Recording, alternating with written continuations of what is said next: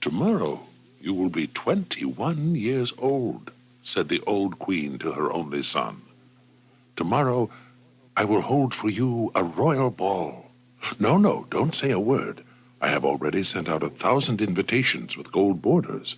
All the beautiful girls in the land will dance at the ball, and the most beautiful of all will be your bride." "Oh, what's the hurry, mother?" complained the prince. "There is still time. I am still young." "But I am old," said his mother, "and before I die, I want to hold a grandson in my arms. No, I will not hear another word. Tomorrow will be your wedding day."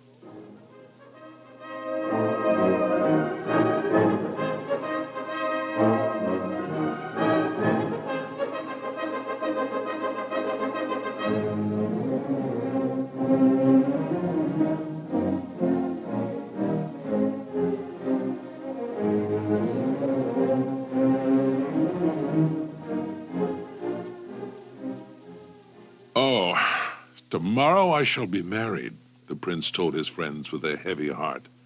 "Tomorrow shall be my wedding day, but today I am still free. Let's all go hunting in the forest." His friends' faces fell. "Not in the forest," they said. "It is an enchanted forest, your majesty, which is easy to enter, but much more difficult to leave." "And that is precisely why I want to solve the mystery of the forest," laughed the young prince. "Everyone looking for adventure, follow me."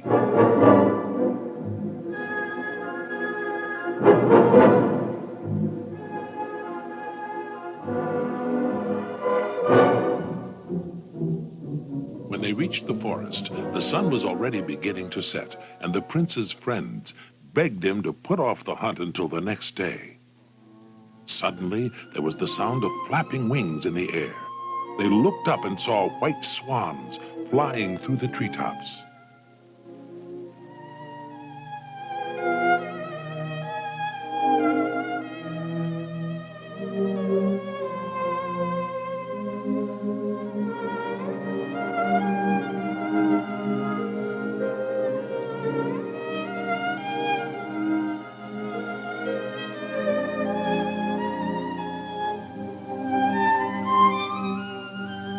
"Whoever succeeds in hunting a swan shall be appointed chief huntsman tomorrow," cried the prince.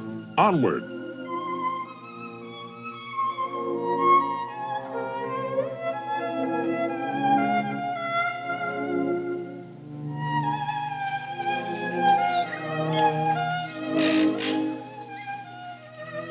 By the time they reached the depths of the forest, it was already dark. Thick roots twisted and turned like snakes on the forest floor. The prince caught his foot in one of the roots, slipped, and fell. When he climbed back to his feet, he found that he was alone.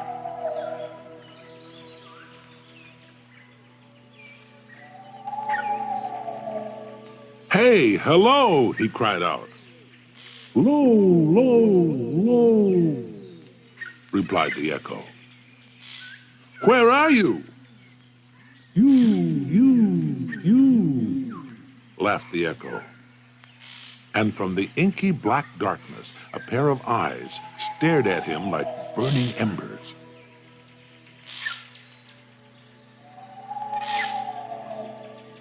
Yes, this was indeed an enchanted forest. The branches gripped him like pincers, and the thorns tore his pants. "Hey, hello!" Now even the echo had fallen silent. Wait a minute. What's that sparkling over there like a silver mirror?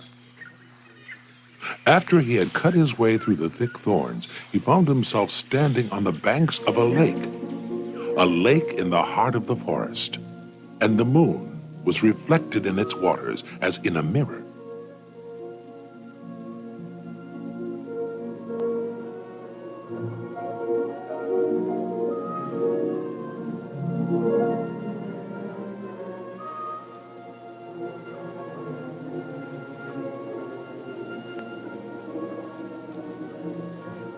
He was still standing there, hidden among the bushes, when he heard the flapping of wings in the air once again.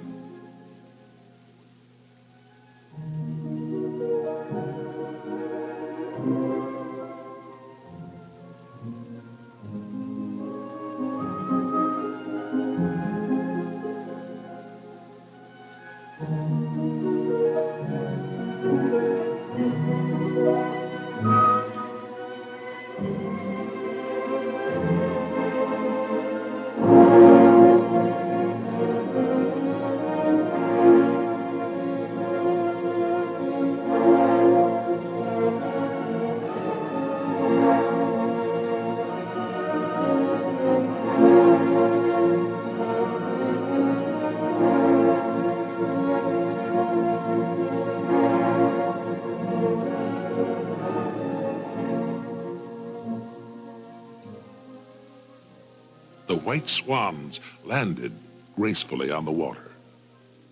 On the head of one of them sparkled a small crown studded with diamonds.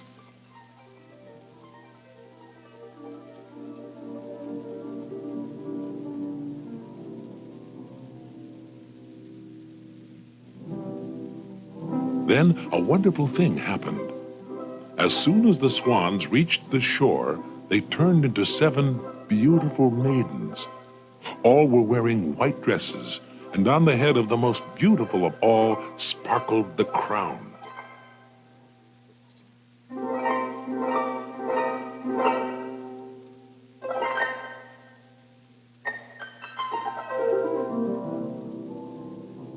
Oh, how startled she was when the prince leaped out of his hiding place and held her in his arms.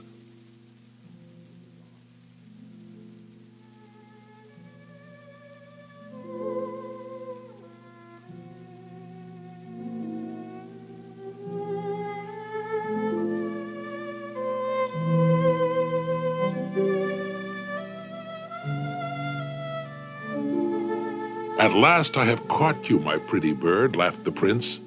Now I know why I entered this enchanted forest. You shall be my bride. The queen of the swans fluttered in his arms like a bird.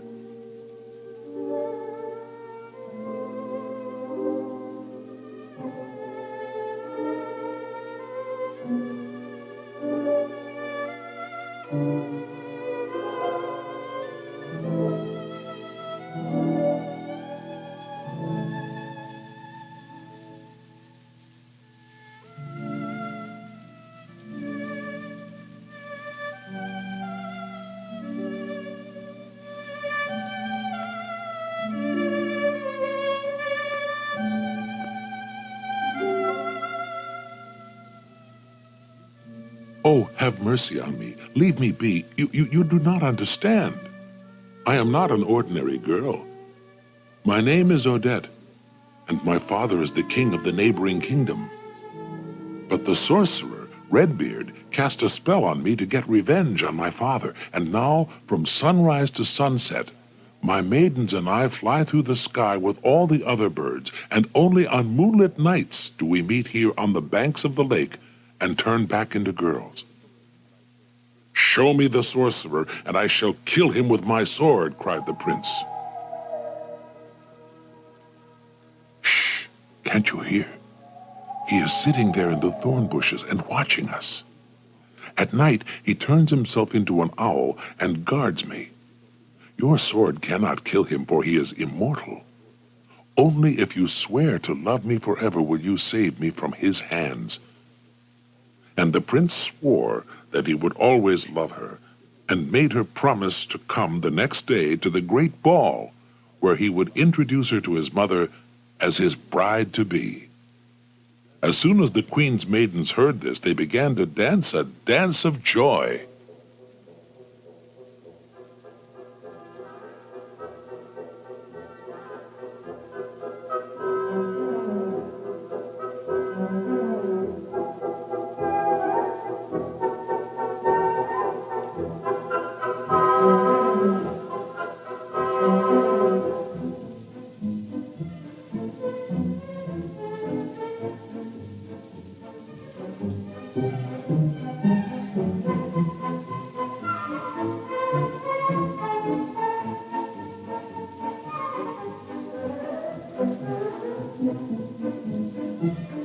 Hush!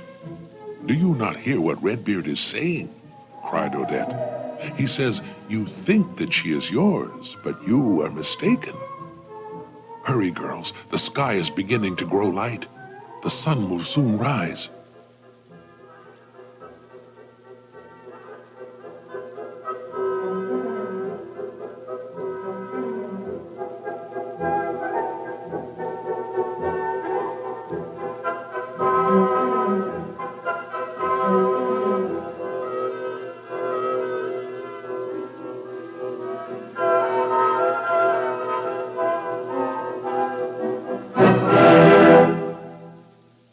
Do you swear to come to the ball? Asked the prince. I shall come, replied Odette sorrowfully, but I fear that you shall not recognize me. If there were 1,000 girls standing before me, I would know you immediately, the prince swore. Ah, you do not know Redbeard. He is as cunning as the devil. He will lay a trap for you. Beware of him. If you are unfaithful to me, you will never see me again.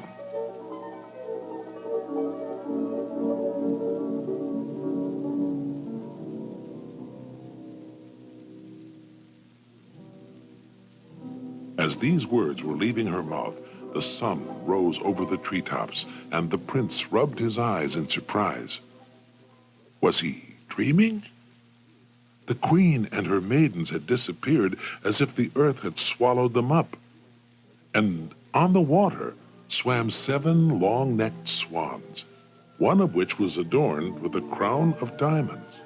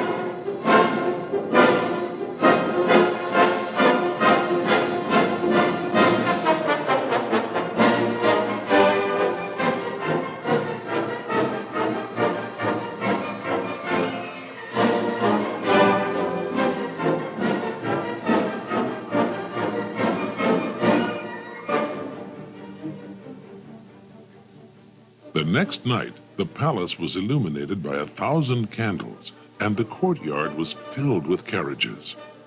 All the beautiful girls in the land arrived to take part in the beauty competition, and each was sure that the prince would choose only her.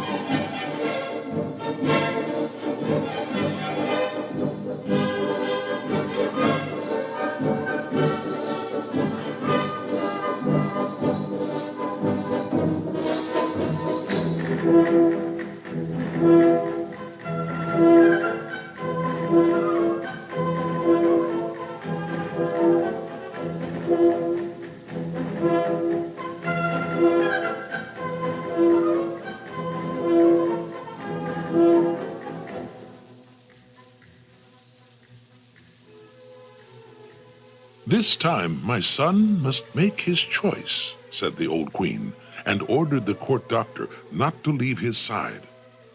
When all the beautiful girls in the land passed before the prince, the doctor placed his hand over the prince's heart. "Cold," he said, "as cold as ice." And the beautiful girls blushed with shame because His Highness was not even bothering to glance in their direction. "What are you daydreaming about?" his mother scolded him. "Why do you think I went to the trouble of inviting all these beautiful girls? Get up on your feet and dance with your guests."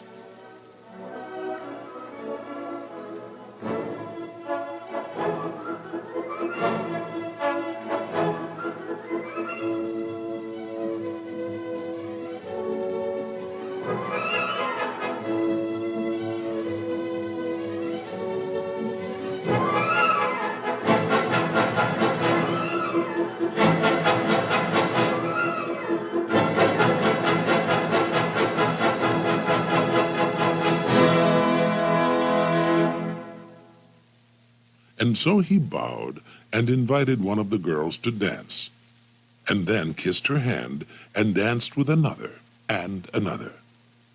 Each time the doctor said in a bored voice, "As cold as an iceberg, as cold as the north wind." And the girls burst into tears and said that the prince was born with a lump of ice in his chest.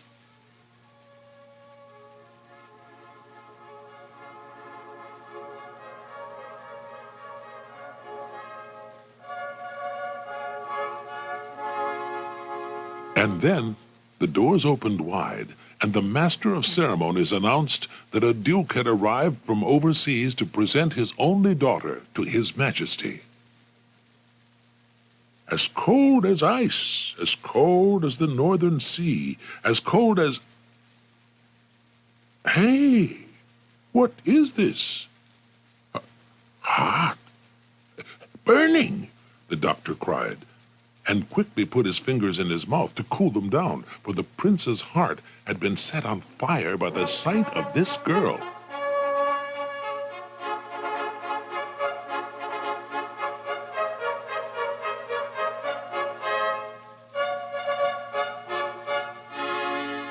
The Duke had a reddish beard, and although his daughter wore a dress made out of black feathers and not white ones, the prince recognized her at first sight.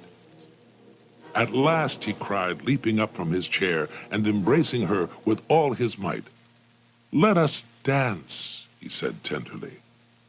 "Bravo!" cried his mother, the queen.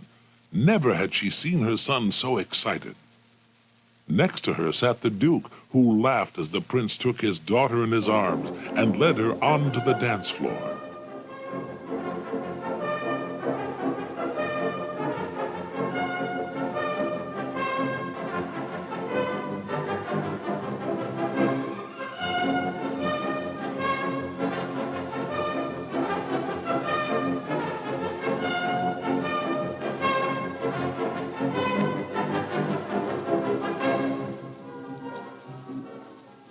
She whirled him around in a passionate dance, and her smile was as sweet as honey.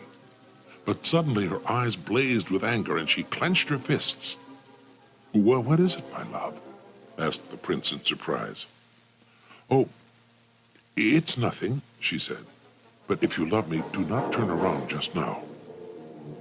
And he listened to her and could not see the poor queen of swans thrashing her wings against the window to remind him of his promise.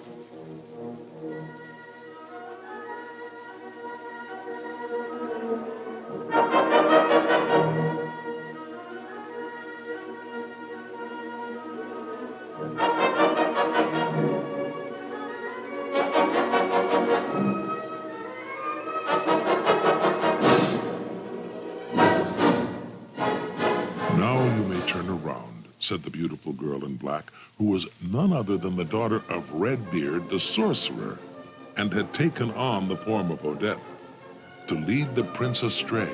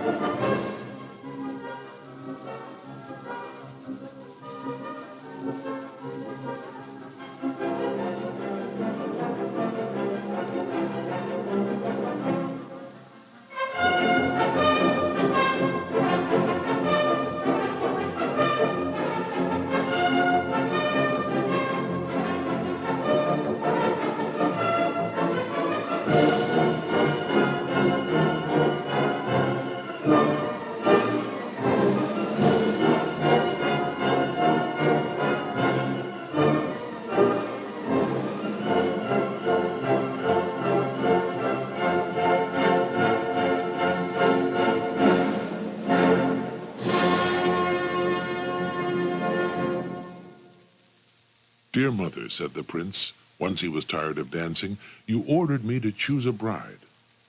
Well, I have chosen one. Allow me to present to you my future queen."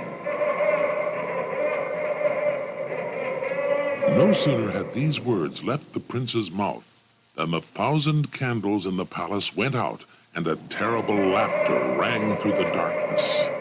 When the lights came on again, the duke and his daughter had disappeared.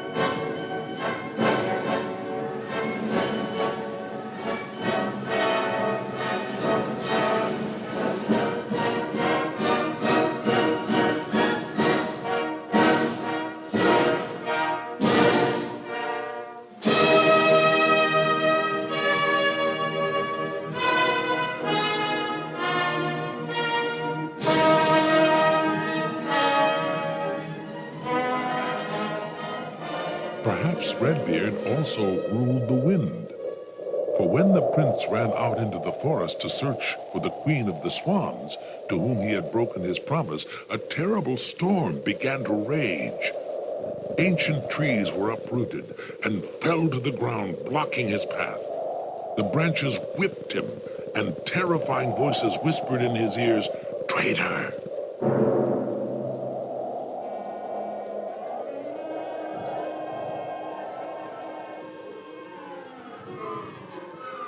When he reached his destination, the prince hardly recognized the place. The quiet lake was rising up and threatened to engulf Odette and her maidens before the dawn could turn them into swans.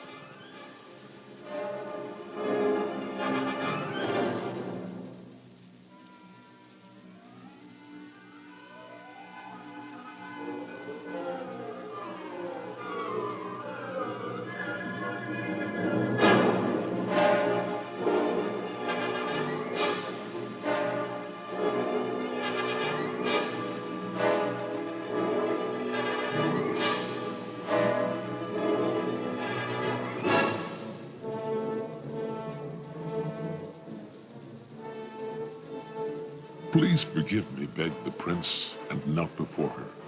I have broken my promise to you. You are not to blame, said Odette. Did I not tell you that he would set a trap for you? And now arise. Run for your life. Can't you see that he has raised all the forces of nature against us? You are dearer to me than my own life, said the prince. And when the waves had risen up to her knees, he lifted her into his arms and carried her to the top of a small hill so that the flood would not cover her.